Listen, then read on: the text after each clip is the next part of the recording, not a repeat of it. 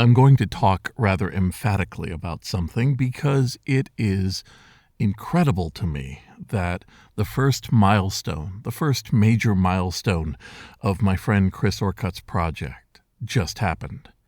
I have the book in my hands. It's a reader copy. It's meant to be looked at by reviewers and other folks, then get feedback and produce the quote-unquote final. But it's a real book. It has 100% of the text. It is the first in a 9-book series that he has finished writing. And I've just got to sit back and be damn impressed. This is Jason Scott Talks His Way Out of It, a podcast about technology, history, and getting myself out of debt.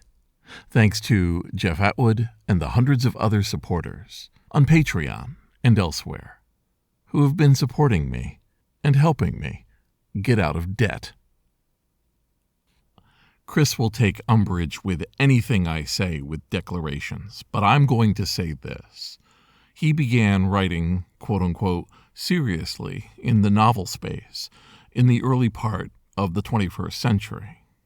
After a job that was lucrative, but doing copy in the financial space, not something he truly wanted to do. And when he made the big pivot to becoming a novelist, his wife Alexis became his business partner, his creative muse to help him put together these books. She read every word, she gave feedback, and the two of them are the pair responsible for the success of books authored by Chris Orcutt.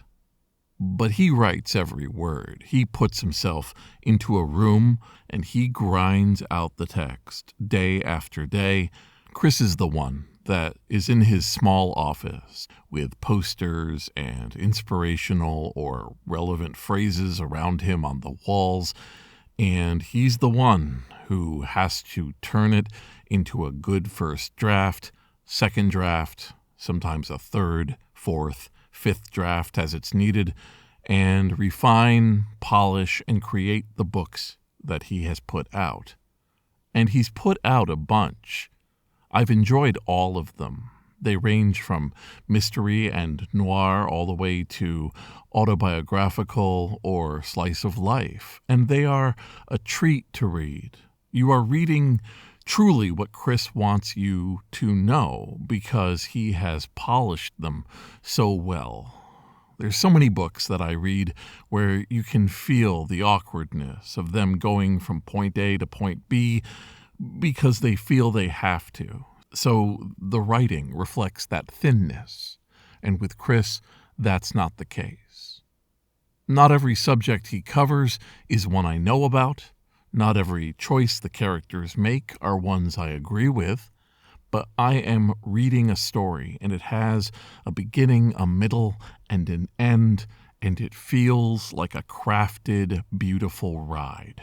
I love having his books come out, and for it to be so long between the last and now, and what it came down to was knowing that he was working on an epic project, a masterpiece in the sense of the word, where you put all of your effort not into satisfying some audience or to respond to a request by a powerful patron, but to truly sit down and use all of your skills from top to bottom, from front to back, to create a work that you can look back at and say, this was mine.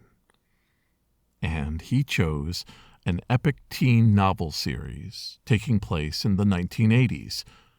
The book series will come out and will proceed through the 9 books, building, one can hope, interest in these stories, interest in each successive book.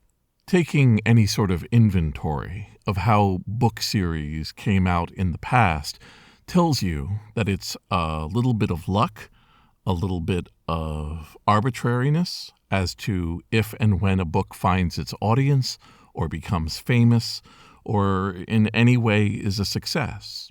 And Chris is really well prepared for that. We've looked at how numbers work, and it may be the case that 3 or 4 books may come out before the audience is found. But he is putting every piece of effort into it. And I've talked about the fact that he has worked on this project for so long before, and it's not the first time I've mentioned this series.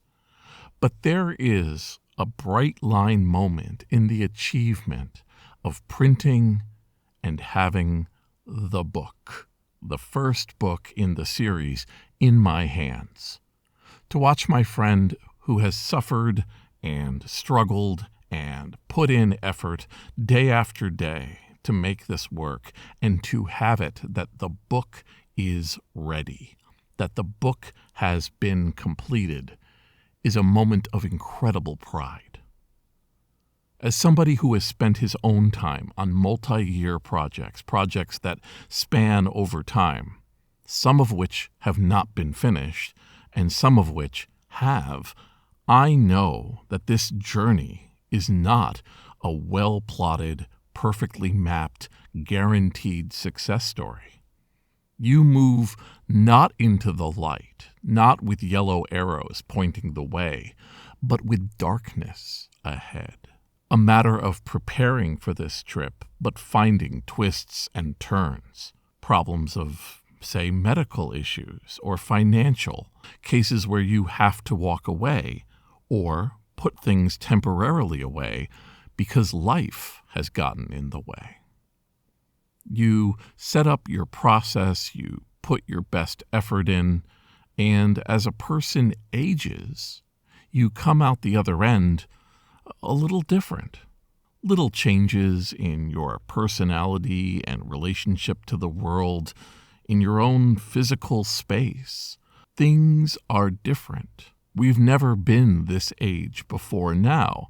We don't know what's waiting for us. So to put your head down every single working day and create text towards this goal is a monumental achievement.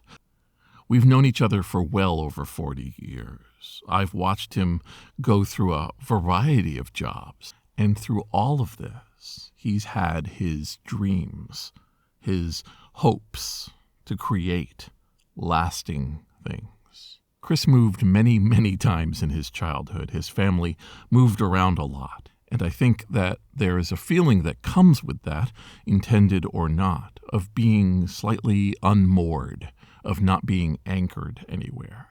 But when you create things, you anchor yourself in reality. Wherever you go, your works will represent that island of self that you can always swim back to. Like I said, I love all of Chris's books. They go in so many different directions. The people in them feel like real characters, and he always drops these little Easter eggs that his closest friends recognize, names and descriptions that harken back to shared experiences with him. His work really creates a world that you walk through.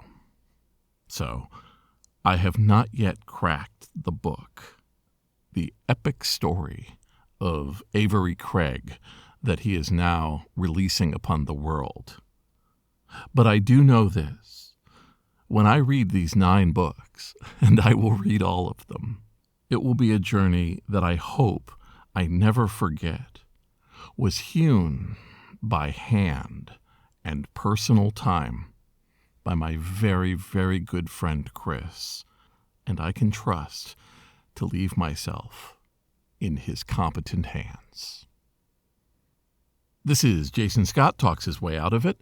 Thanks to James Bekoyanu, Ernie Hershey, Michael Rubin, Dilip Reddy, Sean Kelly, Trixie the Cat, Joey Mink, Martin, Symbionts, Benjamin Guts, David Fisher, and Anonymous, along with the hundreds of other supporters on Patreon and elsewhere who have been supporting me and helping me get out of debt.